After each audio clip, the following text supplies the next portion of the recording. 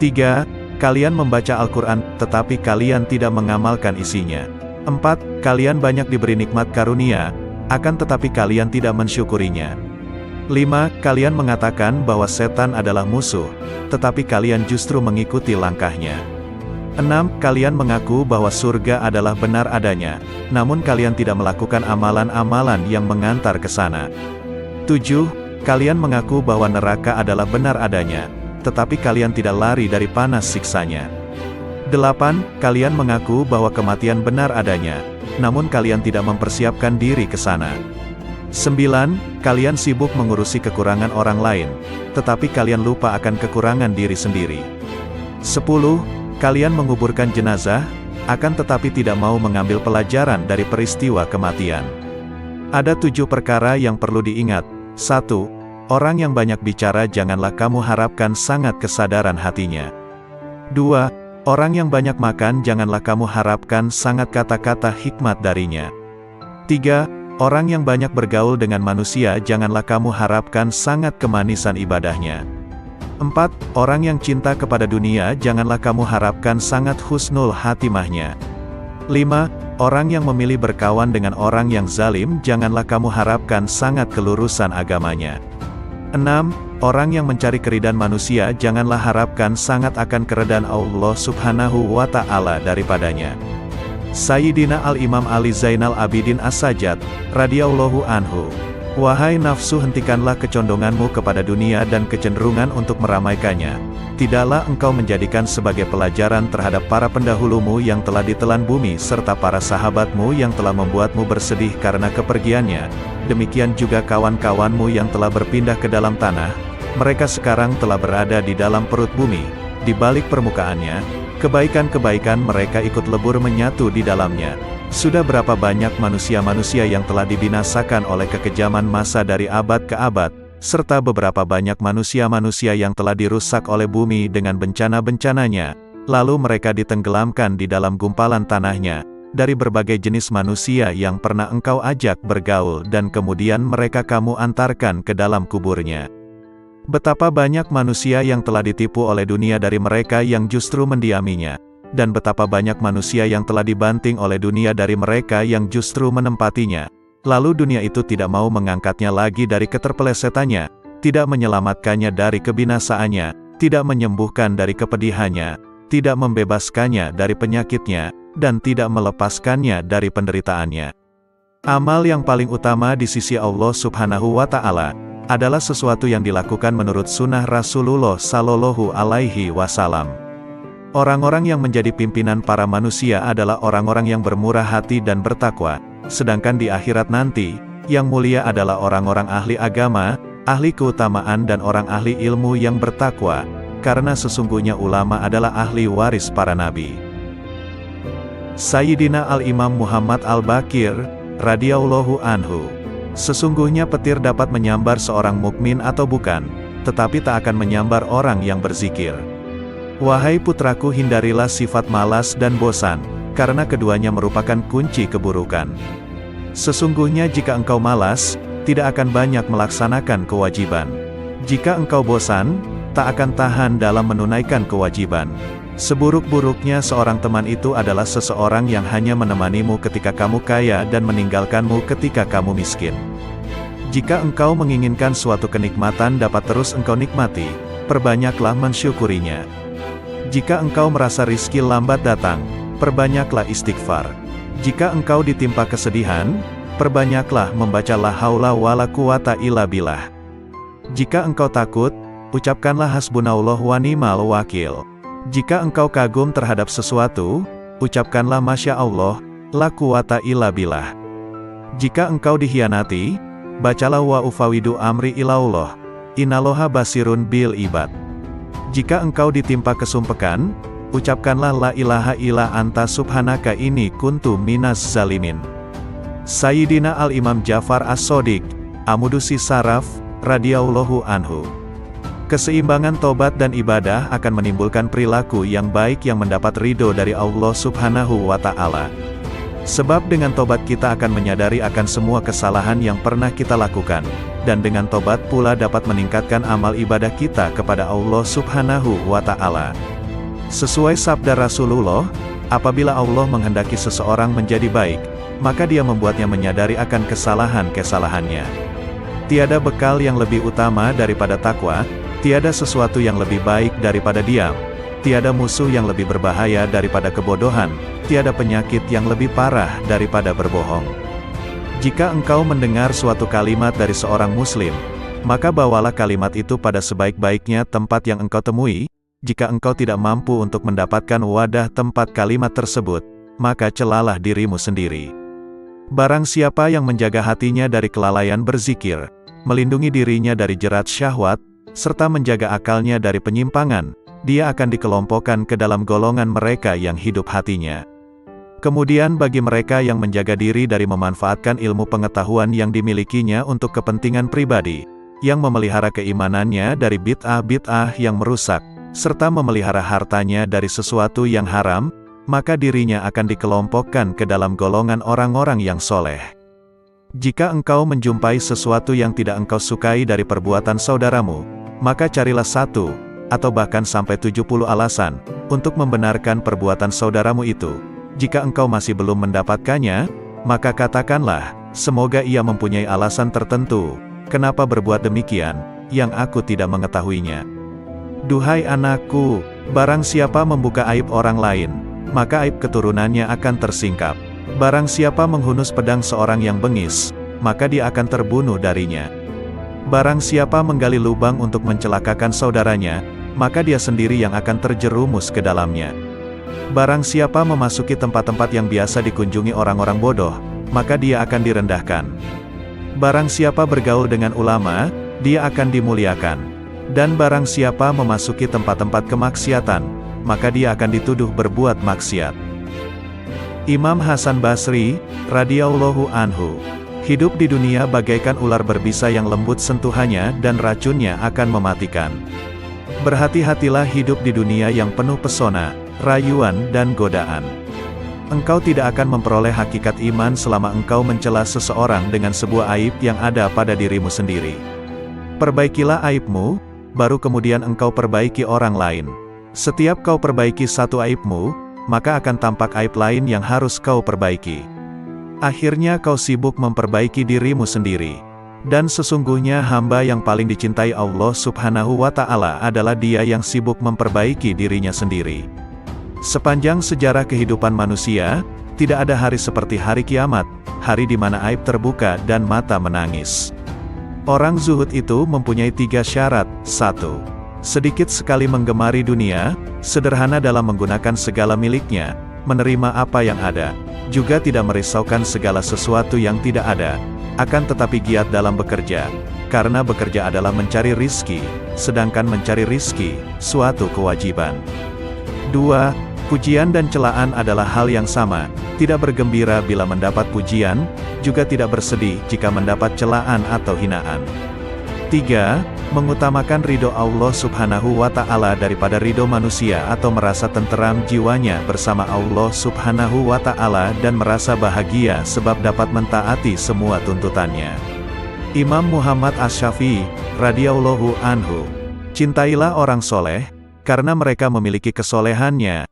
Cintailah Nabi Muhammad sallallahu alaihi wasallam, karena dia kekasih Allah Subhanahu wa Ta'ala, dan cintailah Allah Subhanahu wa Ta'ala, karena dia kecintaan Nabi dan orang soleh. Dunia adalah tempat yang licin dan menggelincirkan, rumah yang hina, bangunan-bangunannya akan runtuh, penghuninya akan beralih ke kuburan, perpisahan dengannya adalah sesuatu keniscayaan, kekayaan di dunia sewaktu-waktu bisa berubah menjadi kemiskinan, bermegah-megahan adalah suatu kerugian, maka memohonlah perlindungan Allah Subhanahu wa Ta'ala, terimalah dengan hati yang lapang segala karunia-Nya. Jangan terpesona dengan kehidupanmu di dunia sehingga meninggalkan kehidupan akhirat. Ketahuilah, sesungguhnya hidupmu di dunia akan sirna, dindingnya juga miring dan hancur, maka perbanyaklah perbuatan baik dan janganlah terlalu banyak berangan-angan. Menganggap benar dengan hanya satu pandangan merupakan suatu bentuk ketertipuan. Berpegangan dengan suatu pendapat itu lebih selamat daripada berkelebihan dan penyesalan. Melihat dan berpikir, keduanya akan menyingkap keteguhan hati dan kecerdasan. Bermusyawarah dengan orang bijak merupakan bentuk kemantapan jiwa dan kekuatan mata hati. Ketahuilah bahwa orang yang jujur kepada Allah Subhanahu wa Ta'ala, ia akan selamat. Barang siapa yang bersemangat dengan agamanya, ia pun akan selamat dari kerusakan, dan barang siapa yang berlaku zuhud dengan urusan dunianya, niscaya kelak pahala Allah Subhanahu wa Ta'ala akan nampak indah di matanya. Tujuan dari ilmu adalah mengamalkannya, maka ilmu yang hakiki adalah yang terefleksikan dalam kehidupannya, bukannya yang bertengger di kepala. Jika engkau melihat seseorang berjalan di atas air dan bisa terbang di udara, maka janganlah kehebatan itu menjadikan kalian lengah dan terheran-heran kepadanya sampai kamu mengetahui secara persis atas apa yang dikerjakannya itu berlandaskan pada Al-Quran dan As-Sunnah. Jika rasa ujub menghinggapi aktivitasmu, maka lihatlah keridhaan siapa yang kau harapkan, pahala mana yang kau suka, sanksi mana yang kau benci. Maka jika engkau memikirkan satu di antara kedua hal ini, niscaya akan hadir di depan matamu apa yang sudah kamu lakukan. Bid'ah itu terbagi menjadi dua macam, segala sesuatu yang baru dan tidak sejalan dengan Al-Quran, Sunnah, Atsar, Ijma itu merupakan bid'ah dalalah, bid'ah yang sesat. Sementara jika sesuatu yang baru itu tidak berseberangan dengan Al-Quran, hadis, atsar dan ijma maka sesuatu yang baru itu disebut bid'ah hasanah, bid'ah yang baik. Barang siapa yang dipancing untuk marah, namun ia tidak marah, maka dia tak ubahnya keledai, dan barang siapa yang diminta keridoannya namun tidak ridho, maka dia adalah syaitan. Tawadu adalah perkara yang sangat diidam-idamkan. Orang yang paling tinggi kedudukannya adalah mereka yang tidak melihat kedudukannya sendiri. Akan tetapi tawadu di hadapan orang yang tidak bisa menghargai orang lain merupakan bentuk kezaliman terhadap diri sendiri. Dasar ilmu adalah kemantapan dan buahnya adalah keselamatan. Dasar wara, menjaga diri dari sesuatu yang meragukan, adalah qanaah, menerima karunia Allah Subhanahu wa Ta'ala dengan dada yang lapang, dan buahnya adalah ketenangan batin. Dasar kesabaran adalah keteguhan hati dan buahnya adalah kemenangan. Dasar suatu aktivitas adalah taufik, pertolongan Allah Subhanahu wa Ta'ala, dan buahnya adalah kesuksesan. Dasar tujuan akhir dari segala perkara adalah sidik, benar. Di antara orang yang tidak mempunyai harga diri adalah mereka yang dengan mudahnya memberitahukan usianya kepada orang lain. Karena kalau usianya lebih muda, tentu mereka akan menganggapnya rendah dan jika usianya lebih tua, tentu mereka akan beranggapan bahwa ia sudah pikun. Siapa yang merasa bahwa dalam dirinya terkumpul dua cinta, cinta dunia dan cinta kepada penciptanya, maka ia telah berdusta. Jika kalian melihat kitab yang di dalamnya ada catatan tambahan dan perbaikan, maka lihatlah kebenaran yang ada di dalamnya. Terimalah dariku 3 hal. 1. Jangan berbicara panjang lebar tentang sesuatu yang tidak baik perihal sahabat Rasulullah Sallallahu Alaihi Wasallam, karena kelak Rasulullah Sallallahu Alaihi Wasallam nantinya yang akan menjadi seterumu. 2. Janganlah kamu sibukkan dirimu dengan ilmu kalam. Sesungguhnya aku telah melakukan kajian dengan ahli ilmu kalam dan mereka telah melakukan taktil, meniadakan sifat Allah Subhanahu wa Ta'ala. 3. Dan janganlah menyibukkan dirimu dalam nujum, ramalan dengan bintang. Sayyidina Al-Imam Qutbil Rabbani Syekh Abdul Qadir Al-Jailani, radhiyallahu anhu. Hai orang-orang yang lalai, secara terang-terangan engkau menentang Allah Subhanahu wa Ta'ala yang maha benar dengan bermaksiat kepadanya tetapi merasa aman dari siksanya. Ketahuilah tak lama lagi rasa aman itu akan berubah menjadi ketakutan, masa luangmu menjadi kesempitan, kesehatanmu menjadi sakit, kemuliaanmu menjadi kehinaan, kedudukanmu menjadi rendah, kekayaanmu menjadi kemiskinan. Ketahuilah, rasa aman dari siksa Allah Subhanahu wa Ta'ala Azza wa Jalla yang akan kau peroleh di hari kiamat sesuai dengan rasa takutmu kepadanya di dunia ini.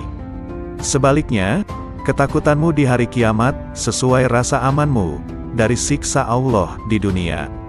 Sayangnya, engkau tenggelam di dunia dan terperosok ke lembah kelalaian, sehingga cara hidupmu seperti hewan.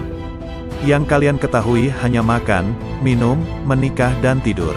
Keadaan kalian ini tampak nyata bagi orang-orang yang berhati suci. Rasa rakus terhadap dunia, keinginan untuk mencari dan menumpuk-numpuk harta telah memalingkan kalian dari jalan Allah dan pintunya. Hai yang ternoda karena ketamakannya, andai kata kau bersama penghuni bumi bersatu untuk mendatangkan sesuatu yang bukan bagianmu, maka kalian semua tidak akan mampu mendatangkannya.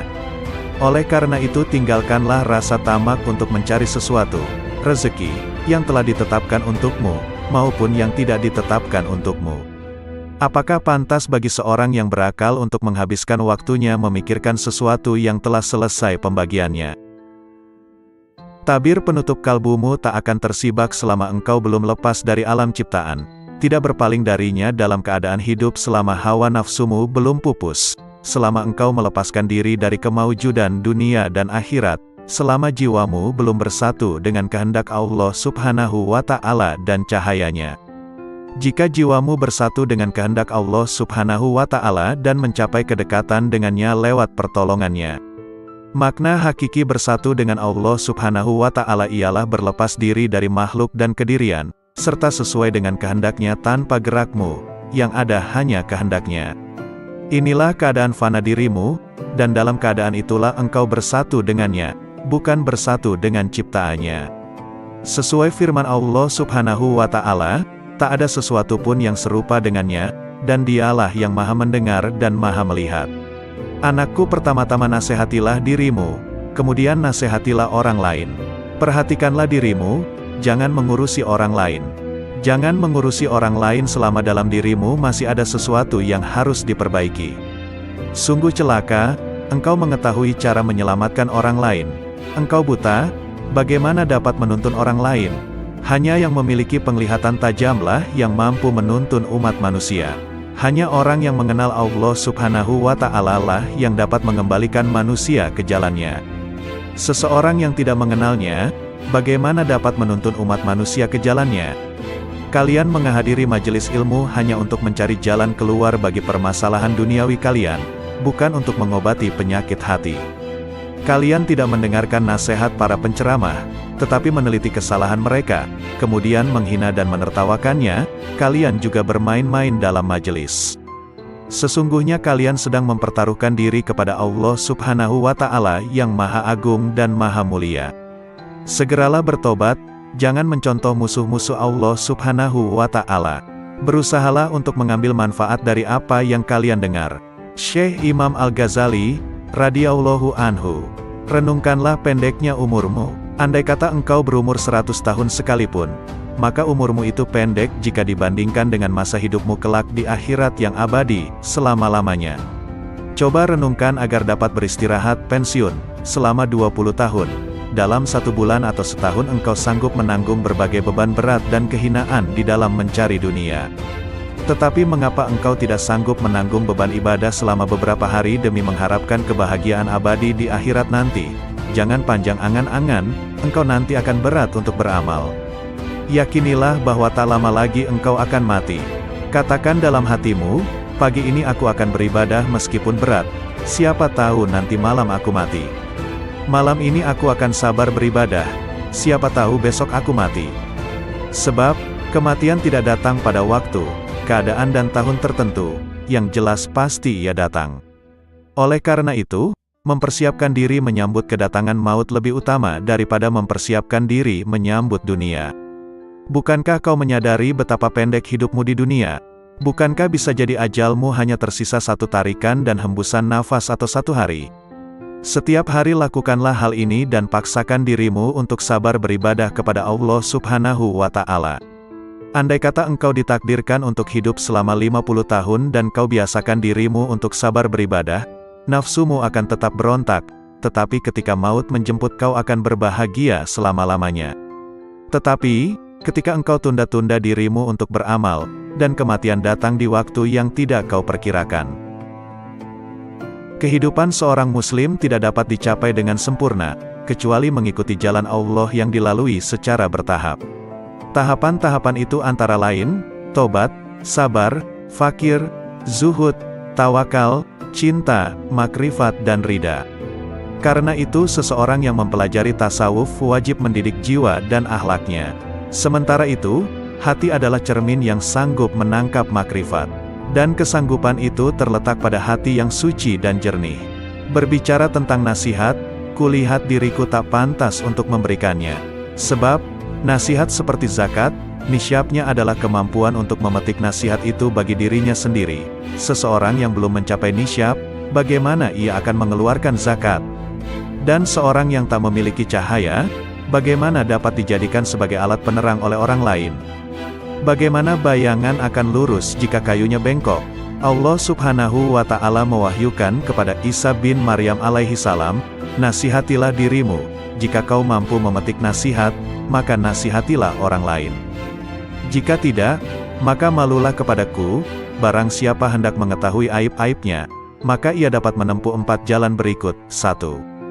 Duduk di hadapan seorang guru yang mampu mengetahui keburukan hati dan berbagai bahaya yang tersembunyi di dalamnya.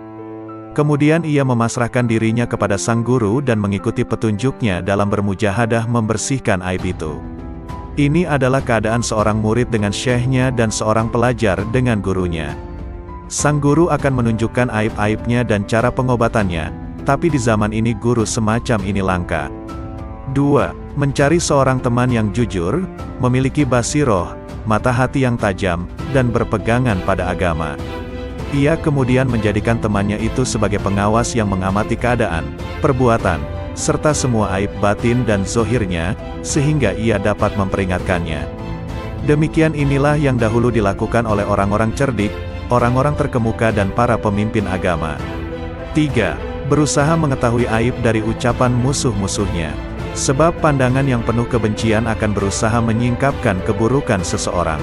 Bisa jadi manfaat yang diperoleh seseorang dari musuh yang sangat membencinya dan suka mencari-cari kesalahannya adalah lebih banyak dari teman yang suka bermanis muka, memuji dan menyembunyikan aib-aibnya.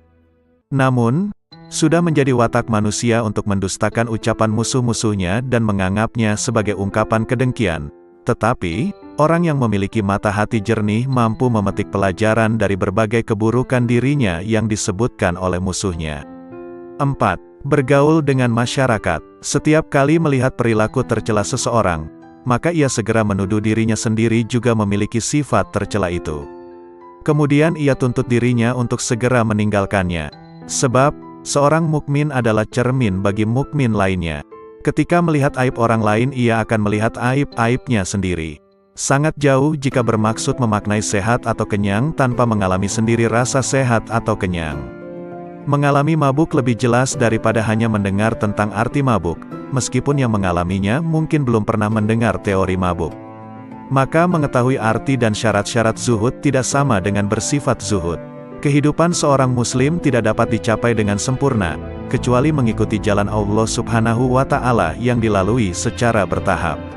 Tahapan-tahapan itu antara lain, tobat, sabar, fakir, zuhud, tawakal, cinta, makrifat dan ridha. Karena itu seseorang yang mempelajari tasawuf wajib mendidik jiwa dan akhlaknya. Sementara itu, hati adalah cermin yang sanggup menangkap makrifat. Dan kesanggupan itu terletak pada hati yang suci dan jernih. Sayyidina Al-Imam Syekh Abu Hasan Ali Asy-Syadzili, radhiyallahu anhu. Jika kasyaf bertentangan dengan Al-Quran dan Sunnah, tinggalkanlah kasyaf dan berpeganglah pada Al-Quran dan Sunnah.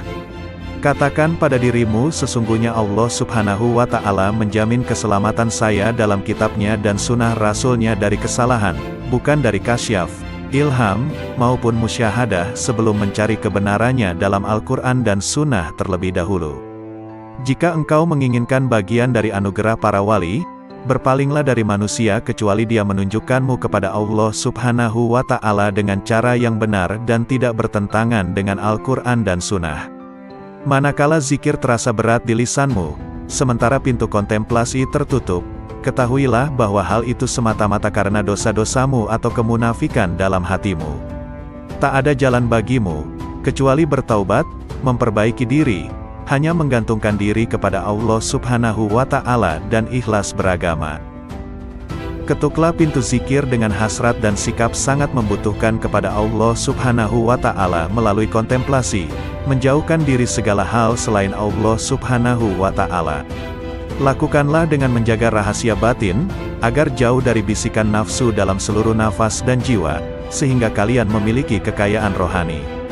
Tuntaskan lisanmu dengan berzikir, hatimu untuk tafakur dan tubuhmu untuk menuruti perintahnya. Dengan demikian, kalian bisa tergolong orang-orang soleh.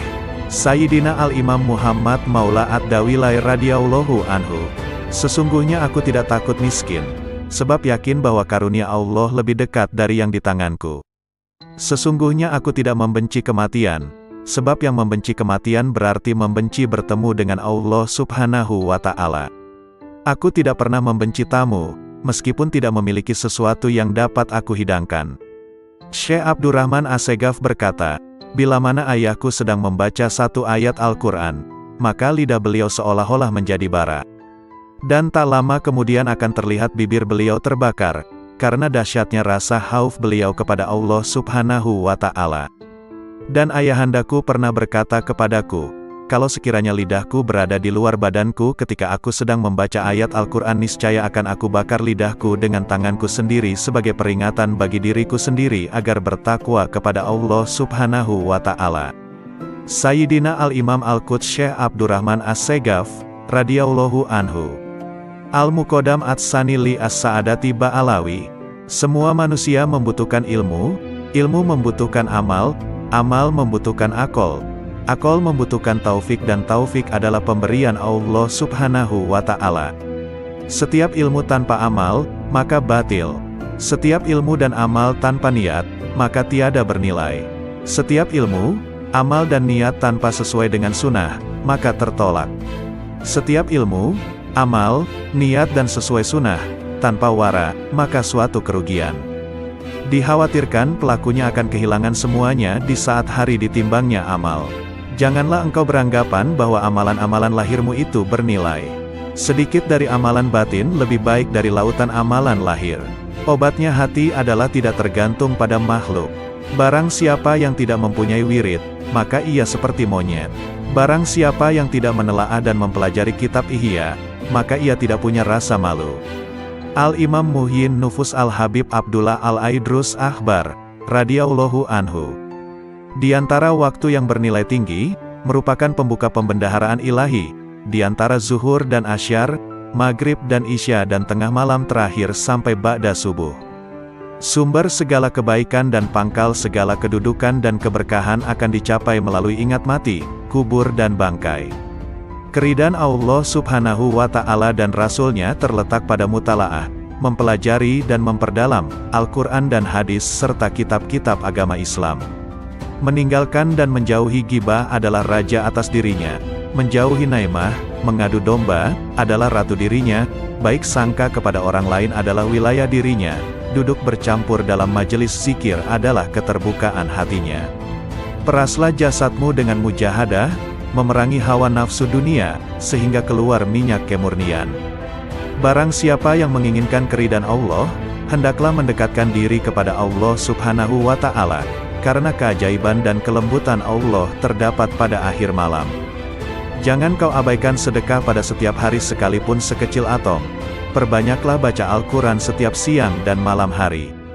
Ciri-ciri orang yang bahagia adalah mendapatkan taufik dalam hidupnya, banyak ilmu dan amal serta baik perangai maupun tingkah lakunya. Orang yang berakal adalah yang diam, tidak bicara sembarangan. Orang yang takut pada Allah Subhanahu wa Ta'ala adalah orang yang banyak sedih, merasa bersalah. Orang yang roja, mengharap ridho Allah Subhanahu wa Ta'ala, adalah orang yang banyak melakukan ibadah. Orang yang mulia adalah yang bersungguh-sungguh dalam kebaikan dan ridho Allah Subhanahu wa Ta'ala yang didambakan hidupnya. Orang yang bertaubat adalah yang menyesali perbuatannya, menjauhi pendengaran yang tidak bermanfaat, dan mendekatkan diri kepada Allah Subhanahu wa Ta'ala. Al-Imam Qutbil Irfan Al-Habib Ali As-Sakran, radhiyallahu anhu. Barang siapa memiliki hubungan dengan orang-orang yang telah meninggal dunia dengan terbiasa menghadiahkan pahala membaca Al-Quran, zikir, doa, sedekah dan ibadah lainnya, maka kelak di kubur dia tidak akan merasa kesepian. Bahkan setelah meninggal dunia dia akan merasa senang. Dia seperti orang yang berkunjung ke rumah teman yang pandai menghibur dan selalu memuliakannya. Saudaraku, jangan tinggalkan satupun sunnah dan adab yang terdapat dalam syariat, tanpa uzur, alasan yang benar. Sebab, Abdullah bin Mubarak radhiyallahu anhu berkata, barang siapa meremehkan adab, akibatnya dia akan meninggalkan sunnah. Dan barang siapa meremehkan sunnah, akibatnya dia akan meninggalkan yang wajib, akibatnya dia tidak akan memperoleh makrifat. Rasulullah Shallallahu Alaihi Wasallam bersabda, maksiat merupakan utusan, kurir, kekufuran. Memandang remeh hal-hal yang makruh akan mendorong seseorang untuk berbuat yang haram dan meremehkan yang haram akan mendorong seseorang untuk kufur. Oleh karena itu, wahai saudaraku, dengan berlandaskan sunnah dan hukum-hukum syariat, biasakan dirimu untuk menentang dan tidak mengikuti keinginan nafsu. Curahkanlah semua tenagamu untuk berjuang mendapatkan keridhaan Allah Subhanahu wa Ta'ala dan kesuksesan di hari esok. Al-Imam Qutbil Anfas Al-Habib Umar Al-Ettas, radhiyallahu anhu. Sumber-sumber ilmu tidak akan berkurang sedikit pun dari generasi terkemudian, akan tetapi pada umumnya mereka datang dengan membawa wadah yang bocor, sehingga tidak memperoleh ilmu kecuali sedikit. Sebagian orang yang datang dengan membawa bejana yang dapat mencukupi dalam waktu sebulan, ada juga yang mencukupinya hanya 8 hari, ada juga yang hanya mencukupinya sehari, tetapi ada juga yang dapat mencukupinya sepanjang hidupnya. Dulu di antara manusia ada yang datang membawa pelita lengkap dengan minyak dengan koreknya, yakni dengan persiapan yang lengkap, sehingga gurunya dapat menyalakan. Tetapi kini banyak di antara mereka yang datang kepada gurunya, tetapi mereka tidak membawa apapun yang gurunya dapat menyalakan. Hendaknya orang-orang yang menghendaki keselamatan akhirat meninggalkan tidurnya, demi untuk mendapatkan siraman rahmat di malam hari. Hendaknya kalian senantiasa menghadirkan hati kalian kepada Allah Subhanahu wa Ta'ala dan hendaknya kalian bertawakal kepadanya sepenuh hati, sebab Allah Subhanahu wa Ta'ala mengetahui dimanapun kalian berada. Alangkah entengnya musibah dalam agama menurut kalian, padahal kalian tidak pernah menyatakan belasungkawa andai kata aku terlambat sholat berjamaah. Bila waktu sholat telah tiba, tinggalkanlah semua kegiatanmu, sebab Allah Subhanahu wa Ta'ala lebih pantas diperhatikan daripada yang lain. Janganlah terlalu peduli dengan dunia dan penghuninya dan janganlah merasa iri pula dengan pakaian atau makanan yang dimiliki oleh penghuninya.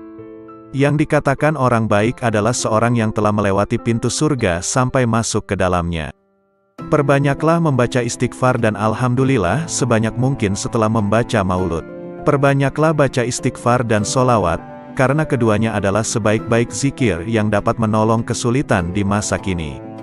Perhatikan kebiasaan baik yang engkau inginkan, wafat dalam kebiasaan itu, karena itu tetaplah dalam kebiasaan itu, dan perhatikanlah kebiasaan buruk yang engkau tidak inginkan wafat dalam kebiasaan seperti itu, karena itu jauhilah kebiasaan itu.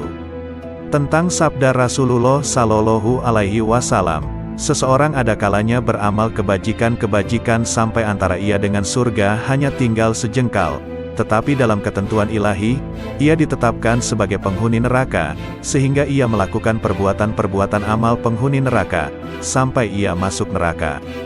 Seseorang ada kalanya beramal kejahatan-kejahatan sampai antara ia dengan neraka hanya tinggal sejengkal, tetapi dalam ketetapan ilahi, ia ditetapkan sebagai calon penghuni surga, maka ia beramal penghuni surga, sampai ia masuk surga. Pendapat Habib Umar Al-Atta tentang sabda Nabi Shallallahu Alaihi Wasallam di atas. Seseorang yang selalu mengerjakan amalan ahli surga, kebanyakannya akan masuk ke dalam surga, sebab perbuatan lahiriah adalah lambang perbuatan batiniah. Jika ia masuk ke dalam neraka, maka hal itu jarang sekali. Hal itu seperti orang yang jatuh dari tempat yang tidak terlalu tinggi. Tentunya orang itu tidak akan berbahaya. Demikian pula seorang yang melakukan amal-amal ahli neraka, kebanyakannya ia akan masuk ke dalam neraka, tetapi jika ia masuk ke dalam surga, maka hal itu jarang sekali terjadi. Hal itu seperti orang yang jatuh dari puncak gunung, kebanyakan akan wafat. Al-Imam Qutbil Irsyad wal Bilad Al-Habib Abdullah Al-Haddad, radhiyallahu anhu. Sesungguhnya aku tidak ingin bercakap-cakap dengan masyarakat, aku juga tidak menyukai pembicaraan mereka, dan tidak peduli kepada siapapun dari mereka. Sudah menjadi tabiat dan watakku bahwa aku tidak menyukai kemegahan dan kemasyhuran. Aku lebih suka berkelana di gurun Sahara. Itulah keinginanku, itulah yang kudambakan. Namun, aku menahan diri tidak melaksanakan, keinginanku agar masyarakat dapat mengambil manfaat dariku. Ketahuilah, amal yang bernilai tinggi adalah amal yang dianggap kecil dan dipandang remeh oleh nafsu. Adapun amal yang dipandang mulia dan bernilai oleh nafsu, pahalanya dapat sirna, baik karena pelakunya, amalnya itu sendiri ataupun karena orang lain yang berada sekitarnya. Di zaman ini kita harus berhati-hati, sebab zaman ini adalah zaman syubhat. Para ulama menyatakan, tidak sepatutnya seorang yang berilmu bingung membedakan yang baik dan buruk. Sebab, kebaikan dan keburukan adalah dua hal yang sangat jelas. Setiap orang dapat membedakannya. Seorang berilmu ketika harus memilih satu di antara dua kebaikan atau dua keburukan, maka dia akan memilih kebaikan yang terbaik dan meninggalkan keburukan yang terburuk. Ikut langkah-langkah ulama salaf, ulama terdahulu, akan membuahkan kebaikan yang amat besar, walaupun si pengikut bukan tergolong ahli batin. Tetapi jika ia serasikan langkahnya dengan ulama salaf, maka ia akan mendapatkan seperti apa yang didapat oleh mereka para salaf solihin. Jika satu zaman itu rusak, maka wajiblah bagi mereka yang hidup di zaman itu, untuk mengikuti jejak langkah ulama salaf solihin. Jika tidak mampu menyamakan diri dengan mereka dalam setiap langkah, paling tidak hampir menyamai mereka, sebab setiap orang dalam kehidupan itu harus memiliki panutan, imam, sedang orang yang tidak memiliki panutan, imam, maka panutannya adalah setan. Seorang murid, pencari jalan menuju Allah, tidak boleh menyakiti hati gurunya karena belajar dan ilmunya tidak akan diberi berkah. Ada kalanya seseorang murid, pencari jalan menuju Allah, diuji dengan kemiskinan, kepapaan dan kesempitan dalam kehidupan. Maka hendaknya ia bersyukur kepada Allah Subhanahu wa Ta'ala, disebabkan dengan hal tersebut di atas dan harus beranggapan berprasangka bahwa takdir kehendak Allah menjadikan Anda miskin, papa dan susah serta sempit sebagai sebesar-besarnya kenikmatan karena dunia adalah musuh Allah. Anda harus bersyukur, maka Allah akan mengangkat derajatnya sama dengan para nabinya, para auliyanya dan hamba-hamba yang soleh. Ketahuilah bahwa rizki itu telah ditentukan dan telah dibagikan oleh Allah Subhanahu wa Ta'ala. Di antara hamba-hambanya ada yang diluaskan rezekinya dan dilapangkan kehidupannya, dan dikurangkan rizkinya menurut kebijaksanaannya. Bersifatlah qanaah, cukup, atas apa yang ditentukan Allah bagimu. Awas dan waspadalah dengan panjang angan-angan dan harapan tentang kehidupan di dunia, karena dunia akan menariknya untuk mencintai dunia, dan Anda akan terikat dengannya sehingga sukar untuk beribadat dan mengasingkan diri untuk menuju jalan akhirat. Aku tidak pernah melihat ada yang benar-benar memberi, selain Allah Subhanahu wa Ta'ala. Jika ada seseorang memberiku sesuatu, kebaikannya itu tidak meninggikan kedudukannya di sisiku, karena aku menganggap orang itu hanyalah perantara saja. Awas, jangan sekali-kali Anda mentaati syaikh, guru, itu hanya lahiriah semata, karena ketahuilah bahwa syaikh itu dapat melihat ketaatanmu padanya. Di belakangnya Anda membantah dan mendurhakai karena sangkaanmu, Anda sangka Allah tidak tahu kelakuanmu, sedangkan syekhmu itu dekat dengannya. Kalau Anda begitu akan mendapatkan kecelakaan, kesempitan dan kebinasaan. Bukankah Allah berjanji kepada barang siapa aku cintai maka penglihatannya adalah penglihatanku, pendengarannya adalah pendengaranku, mulutnya adalah mulutku, tangannya adalah tanganku dan kakinya adalah kakiku. Barang siapa memusuhinya atau menyakitinya, maka aku dan para malaikatku mengumandangkan perang terhadap dirinya. Persahabatan, pertemanan dan pergaulan memiliki pengaruh yang sangat kuat untuk membuat seseorang menjadi baik maupun buruk. Persahabatan dan pergaulan dengan orang-orang soleh dan berbudi membawa manfaat, sedangkan persahabatan dan pertemanan dengan orang-orang fasik dan durhaka membawa bahaya. Hanya saja manfaat persahabatan dengan orang soleh atau bahaya pergaulan dengan pendurhaka tersebut terkadang tidak tampak secara langsung, akan tetapi secara bertahap dan setelah berlangsung lama. Secara umum, pada awalnya kebaikan itu berat untuk dilakukan, tetapi akhirnya penuh dengan kenikmatan. Orang yang berbuat baik ibarat seorang pendaki gunung terjal. Ia tidak akan merasa tenang sebelum sampai ke puncaknya. Sedangkan, keburukan awalnya manis dan akhirnya kelak berat. Orang yang melakukan perbuatan buruk adalah ibarat seorang yang jatuh dari puncak gunung atau atap sebuah rumah. Ia baru akan merasa kesakitan setelah mendarat di tanah. Tuntutlah ilmu dari orang-orang yang benar-benar mewarisi ilmu dari Rasulullah Shallallahu Alaihi Wasallam, yang sanad isnadnya, silsilah ilmunya sampai kepada Rasulullah. Para orang soleh itu setelah wafat hanya hilang jasadnya saja, pada hakikatnya masih hidup seperti sedia kala, malah tambah tajam pandangan basirohnya dan makin kuat tawajuhnya, menghadap kepada Allah Subhanahu wa Ta'ala. Al-Imam Syekh Abu Bakar bin Salim, radhiyallahu anhu. Orang yang bahagia adalah orang yang disenangkan oleh Allah tanpa alasan tertentu, dan orang yang sengsara adalah orang yang disengsarakan Allah tanpa sebab tertentu.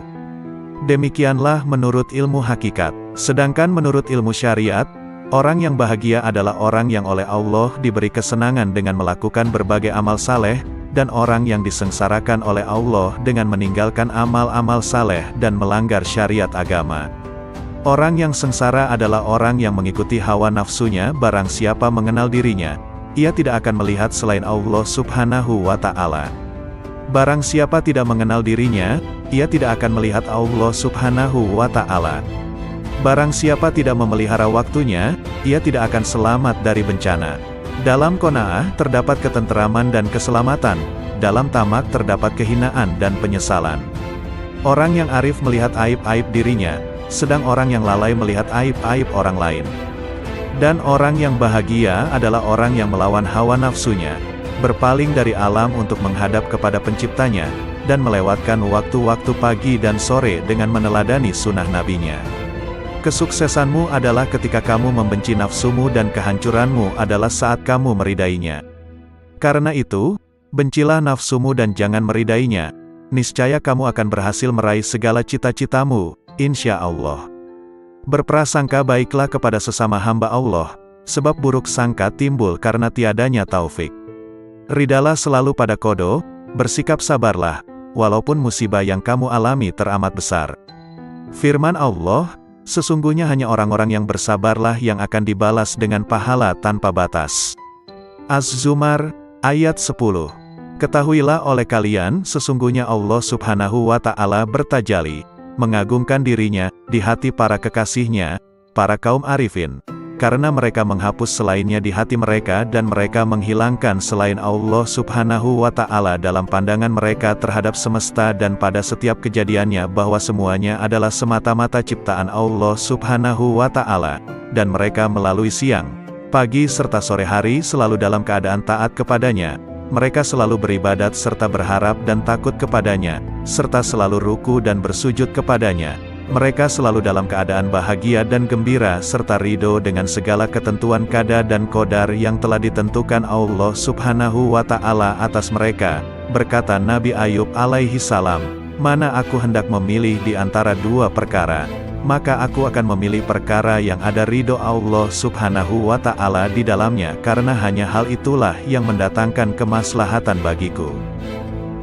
Berkata kaum arifin, "Kalau sekiranya kedua mataku melihat selain Allah, maka akan kubutakan. Kalau sekiranya kedua telingaku mendengar selain Allah, maka akan kutulikan. Dan bila mana lidahku berkata yang tidak diperintahkan Allah, maka akan kupotong." Sedikit amal dari hati menyamai amal seluruh manusia dan jin. Sesungguhnya bala yang menimpamu pada saat lupamu, bila engkau menyadarinya, adalah merupakan jalanmu untuk kembali mengenal Allah Subhanahu wa Ta'ala dan kembali mendekatkan dirimu kepadanya pada saat engkau meminta bala tersebut dihilangkannya. Dan bala sesungguhnya adalah bila mana engkau melupakan Allah Subhanahu wa Ta'ala dan engkau lupa bahwa dirimu selalu fakir kepadanya. Beristiqomahlah kalian dalam setiap amal, karena para ahli kasyaf sekalipun semua bermohon kepada Allah Subhanahu wa Ta'ala agar mereka diberikan kekuatan dalam beristiqomah agar mereka tidak jatuh dalam keadaan terhijab darinya.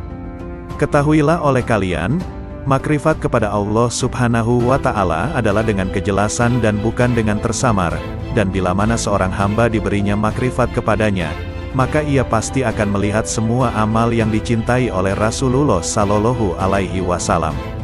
Imam Ibnu Atta, radhiyallahu anhu, "Jika sebelumnya kau sedikit melakukan salat dan puasa sunnah, maka perbaikilah kekuranganmu dengan banyak bersalawat kepada Rasulullah Sallallahu Alaihi Wasallam. Andai kata sepanjang hidupmu engkau melakukan segala jenis ketaatan dan kemudian Allah Subhanahu wa Ta'ala bersalawat kepadamu sekali saja, maka satu solawat Allah ini akan mengalahkan semua amalmu itu. Sebab, engkau bersalawat kepada Rasulullah sesuai dengan kekuatanmu, sedangkan Allah Subhanahu wa Ta'ala bersalawat kepadamu sesuai dengan kebesarannya. Ini jika Allah Subhanahu wa Ta'ala bersalawat kepadamu sekali. Lalu bagaimana jika Allah Subhanahu wa Ta'ala membalas setiap solawatmu dengan 10 solawat sebagaimana yang disebutkan dalam sebuah hadis sahih?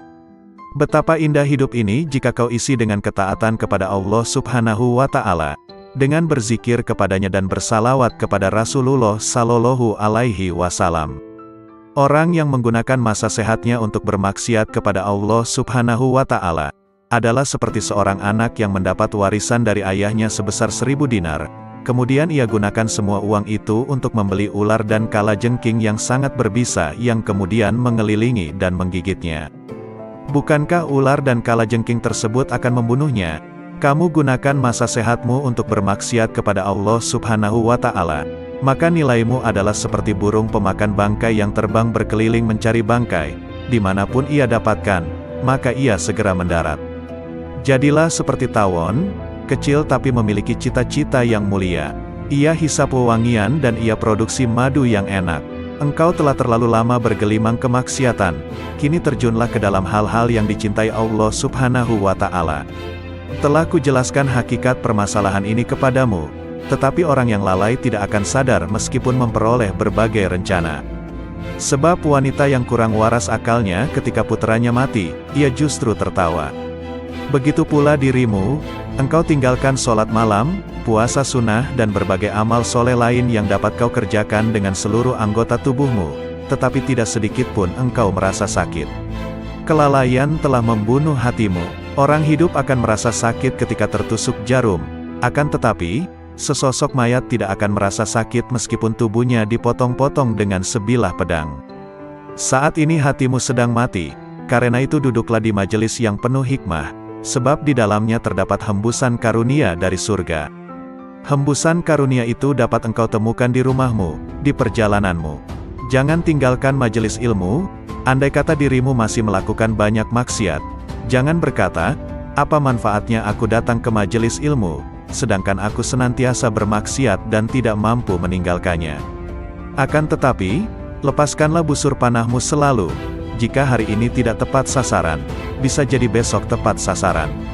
Engkau hendaknya berpikir untuk melakukan amal sebaik mungkin, bukan sebanyak mungkin. Banyak amal jika tidak dilakukan dengan baik adalah seperti pakaian yang banyak jumlahnya, tetapi harganya murah harganya. Sedangkan sedikit amal tetapi berkualitas, dikerjakan dengan baik, adalah seperti sedikit pakaian tetapi mahal harganya.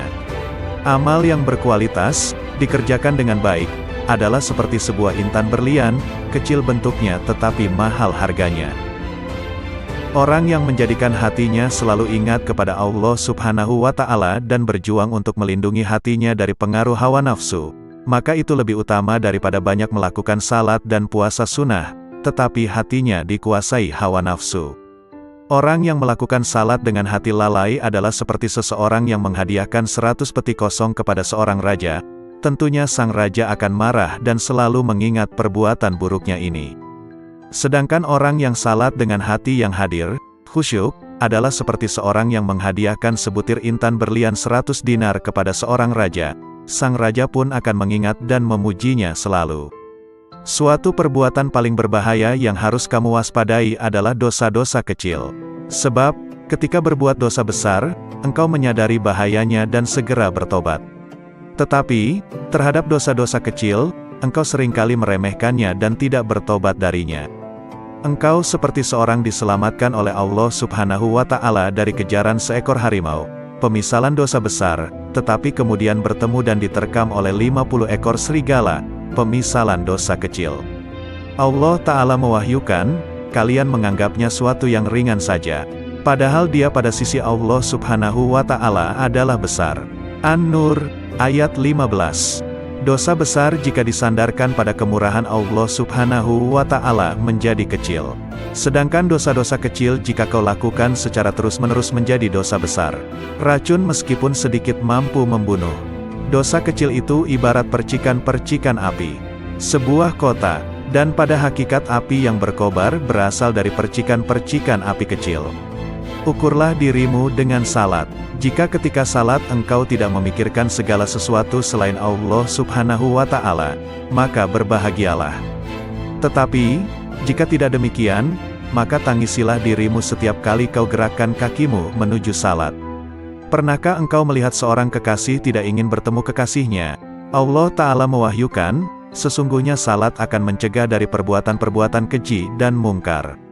Al-Ankabut, ayat 45. Barang siapa ingin mengetahui kedudukannya di sisi Allah Subhanahu wa Ta'ala, maka ia perhatikan bagaimana salatnya, ia kerjakan dengan tenang dan khusyuk, atau dengan tergesa-gesa dan lalai.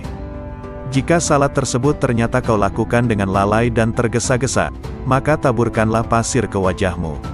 Seseorang yang duduk bersama penjual parfum akan mencium aroma wanginya. Sedangkan salat adalah sebuah ibadah yang seakan-akan kita sedang duduk bersama Allah Subhanahu wa Ta'ala. Jika engkau duduk bersama Allah Subhanahu wa Ta'ala, tetapi tidak memperoleh apa-apa, itu tandanya dalam hatimu terdapat penyakit, entah itu kesombongan, berbangga diri atau ketidaksopanan. Allah Subhanahu wa Ta'ala mewahyukan, aku akan memalingkan orang-orang yang menyombongkan dirinya di muka bumi tanpa alasan yang benar dari tanda-tanda kekuasaanku. Al-A'raf, ayat 146. Selepas salat ia tidak pantas bergegas, tergesa-gesa untuk meninggalkan tempat salatnya. Akan tetapi, hendaknya dia berzikir kepada Allah Subhanahu wa Ta'ala dan beristighfar memohon ampun kepadanya atas segala kekurangan yang ia lakukan di dalam salatnya. Berapa banyak salat yang tidak layak untuk diterima Allah Subhanahu wa Ta'ala, tetapi setelah engkau beristighfar memohon ampun kepadanya atas salat tersebut, Allah Subhanahu wa Ta'ala kemudian menerimanya. Dahulu Rasulullah Shallallahu Alaihi Wasallam selepas salat beristighfar sebanyak 3 kali. Sesungguhnya orang yang bermaksiat kepada Allah Subhanahu wa Ta'ala adalah dia yang tidak mengenal siksanya, dan orang yang tidak taat kepadanya adalah dia yang tidak mengetahui pahala yang Allah sediakan. Andai kata mereka melihat siksa neraka, tentu mereka tidak akan lalai. Dan andai kata mereka melihat berbagai kenikmatan yang disediakan Allah Subhanahu wa Ta'ala bagi penghuni surga, tentu sekejap pun mereka tidak akan meninggalkan ibadah. Jika engkau berteman dengan para pecinta menyeretmu untuk mencintai dunia. Jika engkau berteman dengan para pecinta akhirat, maka mereka akan membawamu untuk mencintai Allah Subhanahu wa Ta'ala. Jika kau ingin bermaksiat kepada Allah Subhanahu wa Ta'ala, maka lakukanlah di tempat di mana dia tidak melihatmu dan dengan kekuatan yang tidak berasal darinya, dan kedua hal ini mustahil dapat kamu lakukan, sebab semua yang kau gunakan untuk bermaksiat adalah nikmatnya. Kau gunakan nikmat yang ia anugerahkan untuk bermaksiat kepadanya. Bahkan kau sangat ahli bermaksiat dalam berbagai bidang. Terkadang engkau menggunjing, terkadang mengadu domba dan terkadang memandang yang haram. Ibadah yang kau bangun selama 70 tahun, kau robohkan dalam sekejap. Hai penghancur ketaatan, Allah Subhanahu wa Ta'ala menjadikanmu miskin adalah agar kau berdoa, dan memohon kepadanya. Hai orang yang menenggelamkan nafsunya dalam berbagai keinginan jahat dan maksiat, andai saja kau beri nafsumu hal-hal yang mubah, tidak berdosa dan tidak berpahala. Mengapa engkau tidak mencintai dia yang ketika kau berbuat buruk kepadanya, justru memberimu berbagai nikmat dan bermurah kepadamu? Jika ingin membersihkan air maka akan kau singkirkan segala hal yang dapat mengotorinya. Anggota tubuhmu ini seperti selokan-selokan yang bermuara ke hati. Karena itu jangan kau alirkan kotoran ke dalam hatimu, seperti pergunjingan, pengadu dombaan, ucapan yang buruk, pandangan yang haram dan lain sebagainya. Hati akan bercahaya dengan memakan makanan halal, berzikir, membaca Al-Quran dan menjaga mata dari pandangan yang tidak mendatangkan pahala, pandangan yang kurang disukai agama dan pandangan yang haram. Jangan biarkan matamu memandang sesuatu, kecuali jika pandangan itu menambah ilmu dan hikmahmu.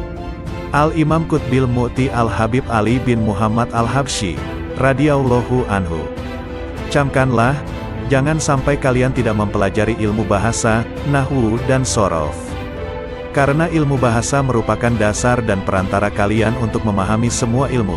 Wahai saudaraku, berprasangka baiklah kepada Allah Subhanahu wa Ta'ala, wujudkanlah kebenaran janjinya. Cukuplah bagi kita firman Allah Subhanahu wa Ta'ala, seperti disabdakan Rasulullah Shallallahu Alaihi Wasallam, "Aku bersama prasangka hambaku terhadapku, maka berprasangkalah kepadaku sesukamu." Jika seorang hamba memedulikan penyakit hati seperti penyakit badan, niscaya mereka akan mendapatkan tabib di hadapan mereka. Tetapi, sedikit sekali yang membahas masalah ini, karena mereka telah dikuasai nafsu dan akal. Jika tak ada ketamakan, dan tak ada satu makhluk pun keluar dari lingkaran jejak Nabi Shallallahu Alaihi Wasallam, tidak akan ada manusia mengejar dunia yang fana ini atau berpaling dari kebahagiaan akhirat yang kekal. Tak ada derajat yang lebih tinggi daripada prasangka baik, karena di dalam prasangka baik, terdapat keselamatan dan keberuntungan. Di dalam keluasan rahmat Allah Subhanahu wa Ta'ala, sirnalah amalmu seperti amal setiap makhluk. Di dalam rahasia Allah Subhanahu wa Ta'ala, yang dititipkan pada makhluknya, terdapat sesuatu yang mengharuskan untuk berkeyakinan bahwa semua makhluk adalah aulia. Keteguhan yang sempurna berbeda-beda. Keteguhan dalam perkataan berbeda dengan keteguhan dalam perbuatan. Keteguhan dalam perbuatan berbeda dengan keteguhan dalam beramal. Keteguhan dalam beramal berbeda dengan keteguhan dalam mencari. Keteguhan dalam mencari berbeda dengan keteguhan dalam apa yang dicari.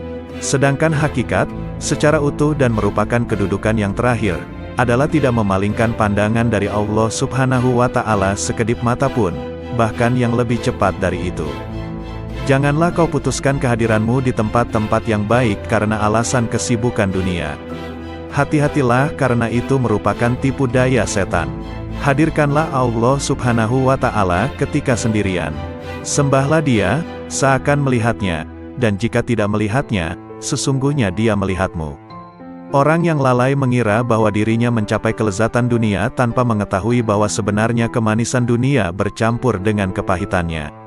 Sedangkan kehidupan indah yang sebenarnya adalah berpaling dari dunia, kemudian masuk ke hadirat yang maha kaya dengan sifat fakir, miskin, lalu memetik sesuatu yang indah dari tempat itu. Kerjakanlah segala perintah Allah Subhanahu wa Ta'ala dan tinggalkanlah larangannya. Jangan sampai Allah Subhanahu wa Ta'ala melihatmu melakukan apa yang dilarangnya, atau kehilanganmu pada perintahnya. Bangkitlah untuk memenuhi hak Allah Subhanahu wa Ta'ala. Bersemangatlah melakukan sesuatu yang membuat para salaf mulia. Cabutlah ketajaman dari sarung pedang tabiatmu yang membelah akar cinta dari asalnya. Taburilah tanah dengan benih pohon-pohon kezuhudan, hingga menghasilkan qurb, kedekatan kepada Allah Subhanahu wa Ta'ala, air telaga dari celah wisal, persatuan dengan Allah Subhanahu wa Ta'ala, dan pengetahuan pada puncak tujuan. Sesungguhnya, balasan setiap amal tergantung dari niatnya. Hadis riwayat Bukhari dan Muslim. Niat seorang mukmin lebih baik daripada amalnya. Sudah menjadi sifat seorang mukmin untuk menetapkan berbagai amal yang agung dan berusaha mengamalkannya, padahal dia hanya mampu mengamalkan sebagian darinya. Sebagai contoh adalah orang yang berniat menggunakan semua nafasnya, waktunya, untuk membaca wirid, zikir atau untuk berpikir. Ternyata dia hanya mampu menggunakan sebagian waktunya saja. Apa yang telah dia kerjakan itu baik, tapi niatnya tersebut lebih baik dari amal yang telah dia kerjakan. Syekh Salman Al-Farisi, radhiyallahu anhu. 3 kelompok manusia yang membuatku heran hingga tertawa. 1. Orang yang senantiasa mengangan-angankan dunia, padahal kematian selalu mengejarnya. 2. Orang yang lalai, padahal semua perbuatannya tidak akan dilalaikan, akan dibalas. 3. Orang yang tertawa, padahal dia tidak tahu, Allah Subhanahu wa Ta'ala yang maha memelihara alam semesta, murka atau ridha kepadanya. Hati dan jasad adalah seperti seorang tunanetra, orang buta, dan seorang lumpuh memasuki sebuah kebun. Si lumpuh berkata kepada sang tunanetra, "Aku bisa melihat buah-buahan yang ada di kebun ini tetapi tidak dapat memetiknya, karena aku lumpuh." "Kau tidak dapat melihatnya, tetapi kau tidak lumpuh, gendonglah aku." Sang tuna netra menggendong si lumpuh, dan memetik buah-buahan tersebut, kemudian mereka memakannya. Ruh dan jasad bekerja sama untuk berbuat maksiat kepada Allah Subhanahu wa Ta'ala, maka keduanya layak mendapat siksa. Syekh Harits Al-Muhasibi, radhiyallahu anhu. Saudaraku, kuperingatkan kau agar tidak sombong. Ingatlah bahwa Allah Subhanahu wa Ta'ala senantiasa mengawasimu. Oleh karena itu jangan sekali-kali menghina seseorang atau menolak kebenaran.